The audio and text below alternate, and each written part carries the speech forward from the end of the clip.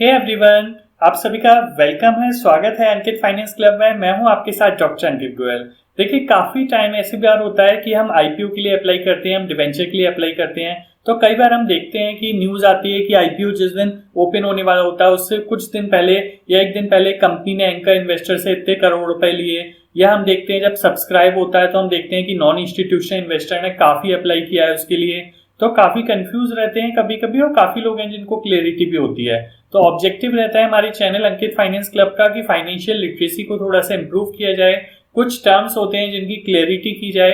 तो आज मैं आपको इस वीडियो में डिटेल में बताने वाला हूँ ये 4 टर्म जो आप देख सकते हैं: retail individual investor, NII, non institutional bidders, QIBs और एंकर इन्वेस्टर। और आई होप कि इस वीडियो को देखने के बाद आपको क्लियरिटी हो जाएगी, काफी अच्छी अंडरस्टैंडिंग हो जाएगी।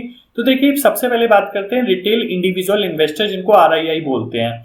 हम जैसे आप जैसे लोग होते हैं वो रिटेल इंडिविजुअल इन्वेस्टर होते हैं, और स्पेशली जब हम अप्लाई करते हैं तो हमें टिक करना पड़ता है कि हम किस कैटेगरी में आते हैं। तो देखिए, अगर आप कोई भी इंडियन इंडिविजुअल हैं या एनआरआई हैं या एचयूएफ है, हिंदू अनडिवाइडेड फैमिली, और आप 2 लाख से कम के शेयर के लिए अप्लाई कर रहे हैं तो आप इस कैटेगरी में आएंगे आरआईआई में। तो हमने देखा है, जनरली देखते हैं कि एक लॉट 14-15 हजार रुपए का होता है, और कहा जाता है कि अगर आप अप्लाई कर रहे हैं तो जो मैक्सिमम लॉट है उसकी वैल्यू आती है करीबन 1,95,000 या 2 लाख के अंडर में। तो अगर आपने अप्लाई किया है, जब भी अप्लाई किया उसकी वैल्यू 2 लाख के अंडर में है, तो आप रिटेल इंडिविजुअल इन्वेस्टर में आएंगे। और जनरली आईपीओ के सिनेरियो में हमने देखा है कि 35% करीबन फिक्स रखा जाता है रिटेल इंडिविजुअल इन्वेस्टर के लिए। अब देखिए, अगर कोई 2 लाख से ज्यादा का अप्लाई करता है तो वो आ जाता है एनआईआई, नॉन इंस्टीट्यूशनल बिडर्स में। ये कौन लोग होते हैं? देखिए, या तो कोई भी कंपनी है या साइंटिफिक इंस्टीट्यूशन, सोसाइटीज हैं, ट्रस्ट हैं, या फिर रिटेल इंडिविजुअल इन्वेस्टर, एनआरआई और एचयूएफ जो पहली कैटेगरी में थे, ये 2 लाख से ज्यादा के अमाउंट के लिए अप्लाई करते हैं। यानी जिन्होंने अप्लाई किया है, इनका लॉट साइज है, उसकी जो टोटल वैल्यू है वो 2 लाख से ऊपर है, तो वो आती है नॉन इंस्टीट्यूशनल इन्वेस्टर्स में। पर ये रजिस्टर्ड नहीं होते।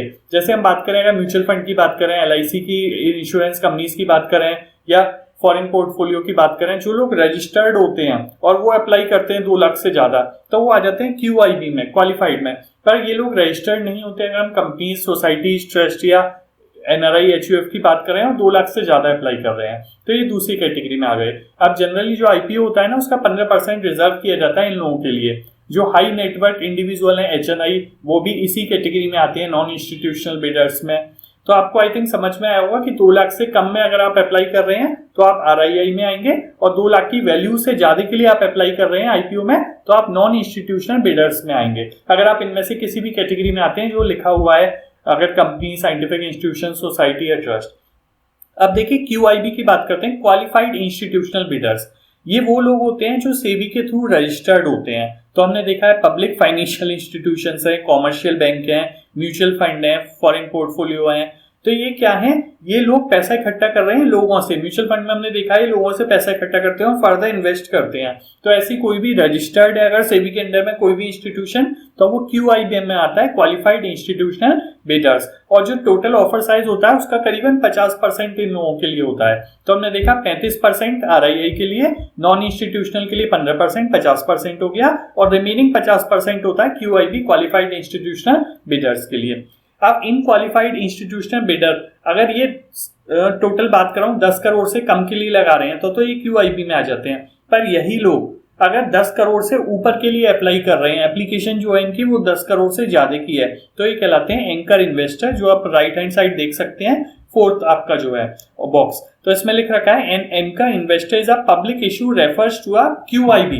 ये क्यूआईबी ही होते हैं, making an application for a value of ₹10 crore और मोर। तो अगर क्यूआईबी में कुछ ऐसे लोग हैं जो 10 करोड़ से ऊपर के लिए अप्लाई कर रहे हैं तो वो एंकर इन्वेस्टर कहलाते हैं। और आईपीओ से एक दिन पहले एंकर इन्वेस्टर को इशू कर दिया जाता है, इनके लिए फिक्स होता है और वो इनको गारंटेड अलॉट कर दिया जाता है। और जो क्यूआईबी का जितना 50% है, उस 50% का भी करीबन 50-60% क्यूआईबी को अलॉट कर दिया जाता है। तो कंपनी जब अपना आईपीओ लाती है तो उससे कुछ दिन पहले या एक दिन पहले जनरली एंकर इन्वेस्टर से पैसा ले लेती है मार्केट में।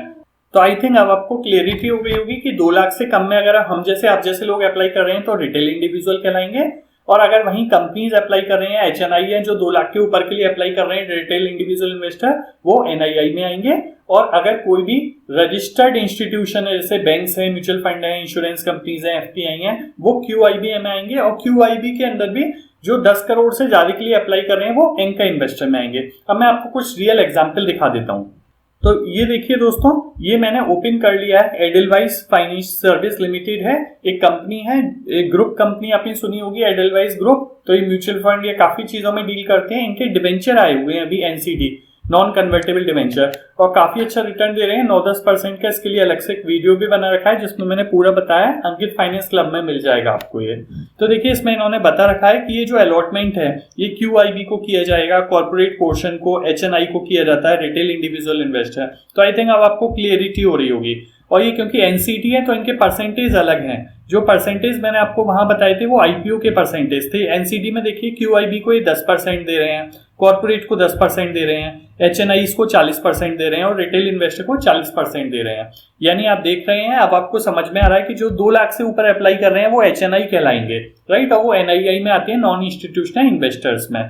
और QIB जो भी आपके रजिस्टर्ड इंस्टीट्यूशन है, जैसे आपके म्यूचुअल फंड हो गए, इंश्योरेंस कंपनीज हो गई, लाइक दैट। अब मैं आपको एक IPO का एग्जांपल दे देता हूँ। ये तो नॉन कन्वर्टेबल डिवेंचर का एग्जांपल है। तो ये देखिए दोस्तों, हम आ गए हैं ministry of corporate affairs, government of India के अंदर में जो आता है उनका एक डिपार्टमेंट है, इन्वेस्टर एजुकेशन प्रोटेक्शन फंड। तो इसमें आप देख रहे हैं कि बेसिस ऑफ अलॉटमेंट लिखा हुआ है, इसको आप पढ़ सकते हैं। Day after the closure of the issue the bids received are aggregated under different category. जैसे कि क्या कैटेगरीज हैं, QIBs हैं, NII है, RII है, तो इनको अकॉर्डिंगली अलॉट किया जाता है। तो जब आप देखेंगे कि एक पर्टिकुलर कोई IPO आया और काफी सब्सक्रिप्शन आया है तो उसमें आता है रिटेल इन्वेस्टर ने कितना अप्लाई किया, जो नॉन इंस्टीट्यूशनल इन्वेस्टर्स हैं या QIBs हैं उन्होंने कितना पैसा लगाया, कितने शेयर्स के लिए अप्लाई किए। ओवर सब्सक्राइब्ड है तो यानी ज्यादा लोगों ने अप्लाई किया। तो आप जब भी आगे IPO आएगा या NCD आएगा और आप उसमें इन्वेस्ट करना चाहेंगे तो आई होप आपको एक बेटर अंडरस्टैंडिंग होगी 4 टर्म्स की। तो एक बार मैं आपको एक बार और दिखा देता हूं, आप इसको पॉज करके भी देख सकते हैं, कोई कंफ्यूजन है तो आप मुझसे पूछ भी सकते हैं।